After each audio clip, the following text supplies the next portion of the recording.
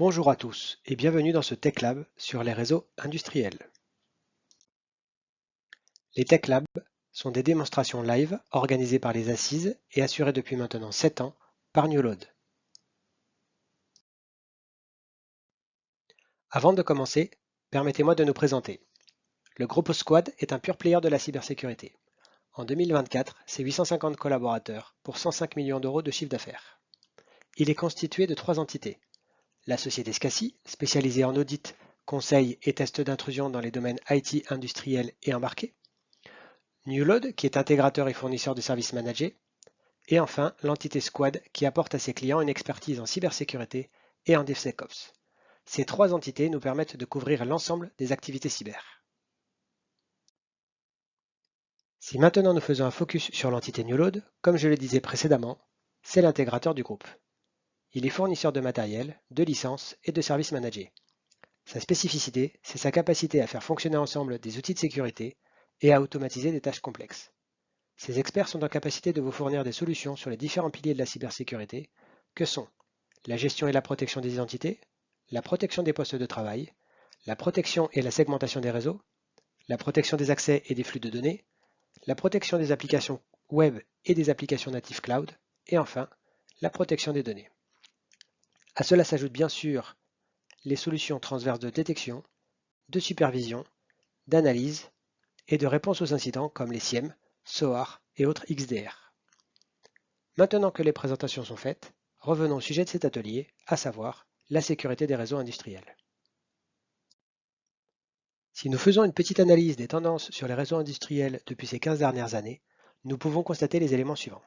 Tout d'abord, il y a eu une migration des technologies propriétaires de ces réseaux vers des technologies de plus en plus standards. Ensuite, nous avons pu constater une ouverture de ces réseaux industriels vers les réseaux bureautiques et même vers l'extérieur, pour des raisons d'astreinte ou d'interconnexion avec des prestataires par exemple. Enfin et malheureusement, il a aussi été observé une augmentation du niveau de compétence des attaquants et par conséquent du nombre d'attaques. Vous avez sur votre droite une petite chronologie des cyberattaques célèbres impactant les réseaux industriels depuis 2010, à commencer par celle des capacités d'enrichissement d'uranium en Iran avec le virus Stuxnet. Si maintenant nous faisons un focus sur l'impact des attaques sur les réseaux IT par rapport aux réseaux industriels, que peut-on constater? Sur le réseau IT, l'impact d'une cyberattaque peut causer des pertes financières, des fuites d'informations ou une atteinte à l'image de marque. Si maintenant nous regardons du côté des réseaux outils, eh bien nous allons retrouver ces 3 impacts. Cependant, d'autres plus spécifiques apparaissent également, comme la rupture de la chaîne de production, des dommages corporels voire pire des pertes de vie humaine, ou enfin des dommages environnementaux. Pour cet atelier, nous avons conçu une maquette représentative du réseau d'une usine. Ce réseau est découpé en 3 domaines. Le domaine IT, aussi appelé SI usuel, le domaine SCADA, permettant la supervision et le contrôle du processus industriel, et enfin le domaine PLC, aussi appelé domaine automate, qui est en lien direct avec les actionneurs et les capteurs du processus industriel. Le domaine SCADA et PLC forment à eux deux ce qu'on appelle communément le domaine ICS. 2 scénarios d'attaque vont vous être présentés, chacun illustrant un vecteur d'attaque différent. Parlons maintenant attaque cyber et plus particulièrement celle impactant les réseaux industriels. Une bonne référence est le référentiel MITRE-ATT&CK avec sa section dédiée ICS. Celle-ci répertorie et catégorise les comportements et les vecteurs d'attaque que les acteurs malveillants pourraient utiliser pour compromettre des infrastructures ICS. Chaque fiche d'attaque contient un descriptif, des exemples connus, le type d'asset visé, des mesures de mitigation et de détection. Cette matrice peut être très utile dans le cadre d'analyse de risque technique afin de définir des scénarios de risque précis. Pour illustrer les 2 scénarios d'attaque de cet atelier, nous avons utilisé l'environnement de test ICS conçu par la société Fortify. Le processus industriel consiste à gérer via l'ouverture et la fermeture de vannes la pression dans des cuves. Pour cela, nous disposions d'une schématique du processus industriel dans l'application SCADA représentée ici à gauche avec l'état de la production. Donc le voyant est vert quand la production est allumée, il passe en rouge quand la production est éteinte. On a aussi la possibilité via le bouton Start de pouvoir l'allumer ou l'éteindre. Le niveau d'ouverture des vannes de sortie qui permet de gérer la pression à l'intérieur de la cuve. Le processus industriel est également représenté en 3D ici à droite avec de nouveau les vannes, les mêmes que sur la schématique SCADA, qui permettent de suivre la pression dans l'environnement 3D, et au centre de la cuve, la courbe de pression. Quand l'état de la cuve est correct, tout va bien, on a la tendance qui est normale. Par contre, en bas à droite, si jamais la pression dans la cuve est trop importante, l'intégrité physique de la cuve est atteinte et la cuve explose. Malheureusement, dans le cadre de cet atelier, nous n'aurons pas le temps d'atteindre cet état. Passons maintenant au premier scénario de cet atelier. Il consiste à illustrer la compromission du réseau OT depuis le réseau IT. Ce scénario d'attaque est composé de 5 étapes. Dans un premier temps, l'attaquant va compromettre le réseau IT de l'entreprise à partir d'Internet. Ensuite, sur ce réseau IT, il va identifier un hyperviseur et il va réussir à exploiter une vulnérabilité sur cet hyperviseur qui va lui donner un accès. Lorsque l'attaquant va lister les différentes machines virtuelles de cet hyperviseur, il va identifier une VM SCADA qui sera en charge de superviser le processus industriel. Grâce à l'accès avec l'hyperviseur, il va être en capacité de pouvoir compromettre cette VM SCADA, dans laquelle il va identifier l'utilisation d'une API de contrôle ICS non authentifiée, avec laquelle il va réussir d'arrêter la production. Cet exemple est totalement réel puisqu'il a été documenté suite à une attaque d'une centrale électrique ukrainienne en 2022. Il est assez rare d'avoir autant de détails techniques sur une attaque d'un réseau industriel et je vous invite à consulter la page dédiée sur le Mitre qui décrit l'ensemble des étapes qui ont consisté à réaliser cette attaque. Cette schématique permet de reconstituer le chemin de l'attaquant. Donc il est à l'extérieur, il a un accès à Internet. Depuis Internet, il compromet le domaine IT de l'entreprise. Et ensuite, il va réussir à passer du domaine IT vers le domaine SCADA via l'hyperviseur vulnérable. Et l'accès à la VM SCADA va lui permettre d'interagir avec le domaine PLC avec l'API non authentifiée. Il est temps maintenant de lancer ce scénario d'attaque sur notre infrastructure de test. Nous avons ici donc l'atelier qui va nous servir à vous présenter le scénario d'attaque numéro 1 de compromission du réseau OT depuis le réseau IT. Donc, on peut retrouver ici la schématique du processus industriel, donc la partie SCADA, avec ici la cuve, les pressions renseignées. On retrouve ici l'état de la production qui est actuellement en marche et qui fonctionne correctement. Et ici, le statut des vannes à 100% qui sont correctement ouvertes. Si je vais maintenant dans la partie 3D, on a bien ici le processus complet industriel qui est représenté en virtuel et avec l'état des vannes à 100% ici qui sont reportés. Donc on a bien le même statut dans la production et dans la vue de supervision. Ce qu'on va faire ici, c'est un petit test. On a la capacité d'arrêter la production, les vannes passent à zéro et de suite la pression augmente et on va pouvoir revoir ici dans le processus industriel le fait que la pression va continuer à augmenter. Si on va le laisser, on verra la courbe s'incrémenter.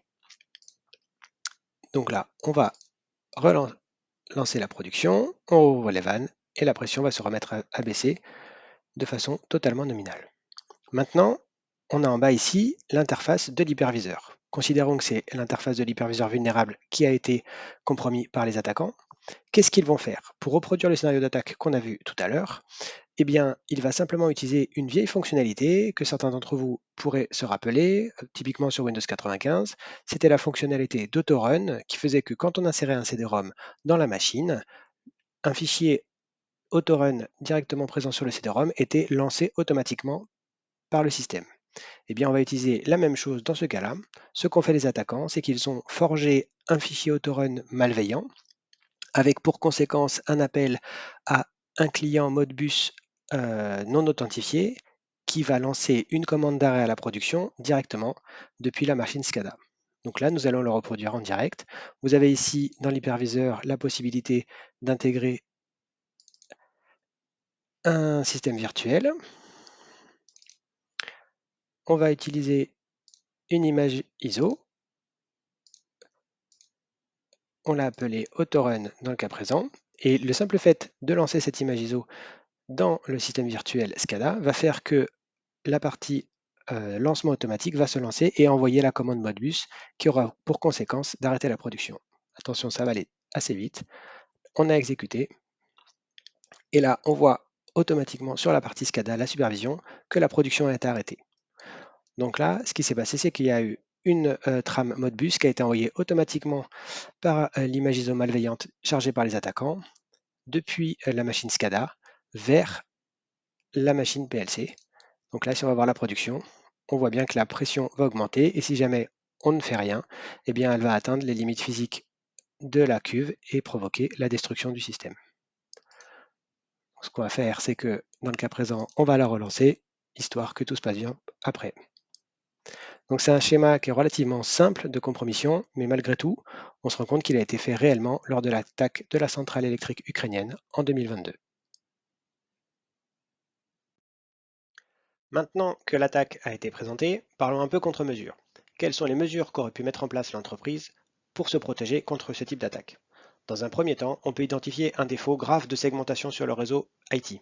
Il n'est pas normal qu'un attaquant ayant pied sur ce réseau ait pu avoir accès à une interface d'administration d'un hyperviseur. Donc là, il y a vraiment un problème de segmentation entre le SI standard et le SI d'administration. Dans un second temps, il aurait pu être mis en place un bastion nécessitant une authentification pour passer du domaine IT vers le domaine SCADA. Ça aurait permis de contrecarrer le saut de l'attaquant vers le domaine industriel. Voici maintenant la présentation du second scénario d'attaque qui concerne les accès distants. Par accès distant, on entend la nécessité, par exemple, pour une entreprise d'exposer la partie SCADA ou PLC à l'extérieur pour les opérateurs d'astreinte ou également dans le cadre d'une demande spécifique pour un prestataire externe. Dans cet exemple, l'entreprise a dû déployer un serveur d'accès distant dans la bulle SCADA pour permettre un accès aux prestataires en charge de la maintenance ainsi qu'aux opérateurs d'astreinte. Ce scénario d'attaque est composé de 4 étapes. Dans un premier temps, les attaquants vont procéder à l'identification du serveur d'accès distant vulnérable depuis Internet. Il est très simple pour eux, à partir du moment où le code d'exploitation est disponible, de concevoir des robots de détection automatique qui permettent d'identifier rapidement l'ensemble des serveurs d'accès distant qui sont affectés par la vulnérabilité. Dans un second temps, ils vont utiliser ce code d'exploitation pour exploiter la vulnérabilité et prendre un pied sur le réseau interne. Ensuite, ils vont identifier l'API ICS non authentifiée pour ensuite arrêter la production.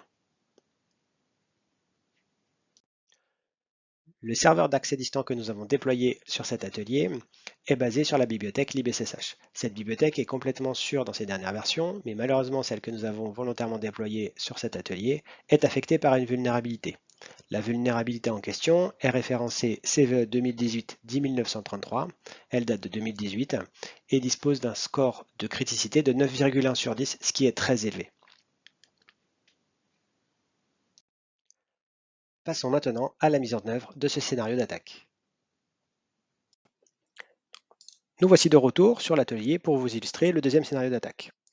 On a bien ici donc la supervision SCADA qui est opérationnelle avec la production qui est en cours. On a ensuite ici donc la Wireshark qui identifie bien les trames Modbus qui voyagent entre la partie SCADA et la partie PLC. Donc ce qu'ont fait les attaquants par rapport au serveur d'accès distant, c'est qu'ils ont identifié depuis Internet le fait qu'il y avait un serveur d'accès distant disponible et vulnérable avec la fameuse CVE qu'on vous a présentée précédemment. On a chargé le code d'exploitation de cette vulnérabilité dans un outil qui est prêt pour les lancer, donc qui s'appelle Metasploit. Et donc là, on va exécuter le code d'exploitation après sa configuration. Donc là, on a configuré l'outil de telle manière à cibler le bon serveur d'accès distant libssh et on va lancer directement le code d'exploitation. Donc le code d'exploitation prend quelques secondes à opérer et une fois que c'est réalisé, on va obtenir une session directement sans authentification sur le serveur d'accès distant. Donc là, je vais me connecter maintenant que le code d'exploitation a réussi à s'exécuter. Donc là, j'ai lancé une session sur le serveur d'accès distant sans authentification et j'ai récupéré un compte d'accès administrateur directement. Donc là, on voit bien qu'on est dans un cas critique, c'est-à-dire qu'un attaquant extérieur, grâce à ce code d'exploitation, peut obtenir un compte administrateur directement sur le serveur d'accès distant sans saisir aucun identifiant ni authentification. Donc là, ce que va faire l'attaquant, dans le cas présent, on va tenter d'arrêter la production en utilisant une commande Modbus. Donc on exploite un client Modbus non authentifié dans le cas présent, on lance une commande d'arrêt à la production et on voit bien l'impact directement ici, qui est que la production est arrêtée et on a bien la pression qui va augmenter.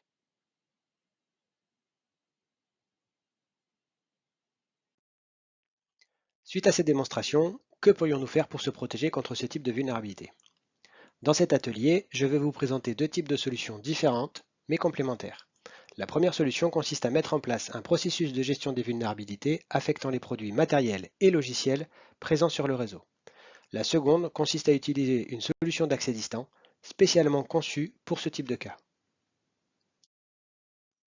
Un processus de gestion des vulnérabilités peut être décomposé en 5 étapes. La première étape, et probablement la plus complexe, consiste à réaliser un inventaire des différents composants matériels et logiciels présents sur votre réseau. Une fois que cet inventaire précis est réalisé, il consiste ensuite à être converti dans une SBOM pour Software Bill of Material et dans l'idéal dans un format informatique de type par exemple SPDX ou CycloneDX qui sont des nouvelles normes pour justement gérer ces différentes listes de composants. L'avantage d'utiliser ce type de nouveau protocole, SPDX ou CycloneDX, c'est de pouvoir interconnecter votre SBOM avec des outils automatiques de récupération des vulnérabilités qui vont vous permettre de pouvoir remonter automatiquement et à une fréquence très élevée l'ensemble des vulnérabilités potentiellement impactantes sur votre réseau. Une fois que vous avez récupéré ces listes de vulnérabilités, vous allez être en capacité de pouvoir réaliser une analyse d'impact. Cette analyse en fait consiste à identifier les différentes vulnérabilités affectant les différents composants et selon la localisation de ces composants sur le réseau, d'identifier si la vulnérabilité les affectant est exploitable ou non, ce qui va ensuite vous permettre d'identifier les différentes mesures de remédiation et surtout de les prioriser. Ce cycle doit être réalisé à une fréquence la plus élevée possible, de telle manière à être en capacité d'être le plus réactif possible en cas d'identification d'une nouvelle vulnérabilité affectant vos composants.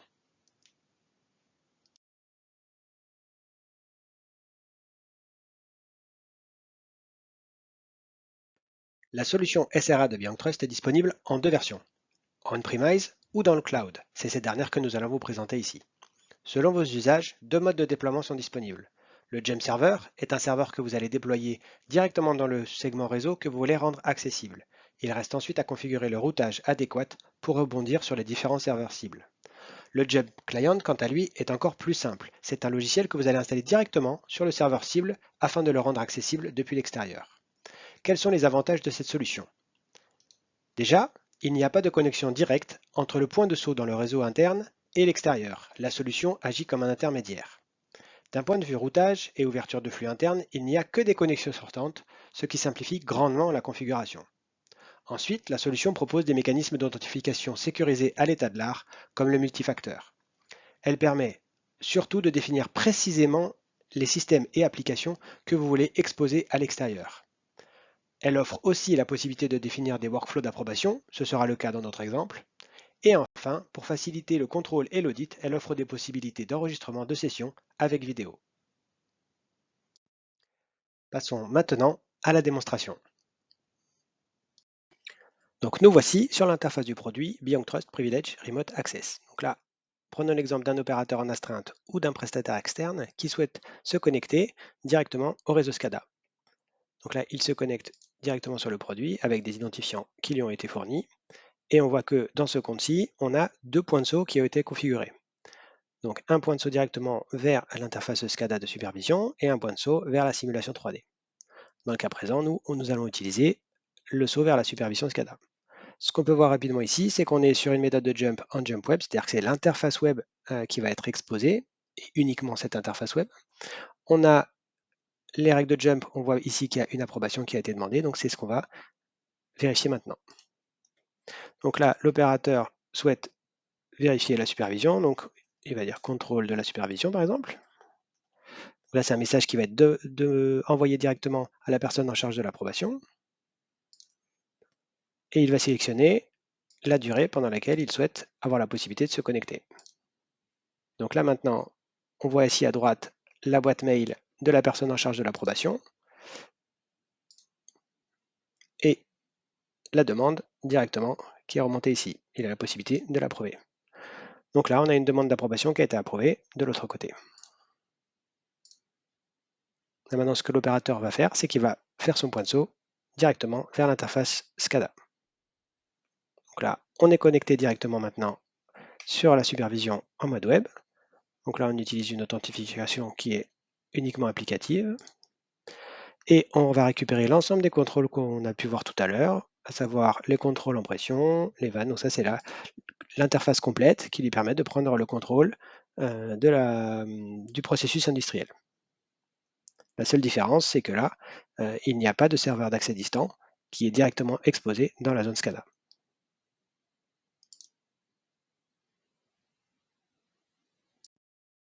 Cet atelier est à présent terminé. Nous espérons qu'il vous aura intéressé et n'oubliez pas, quelle que soit votre problématique en cybersécurité, nous sommes là pour vous accompagner.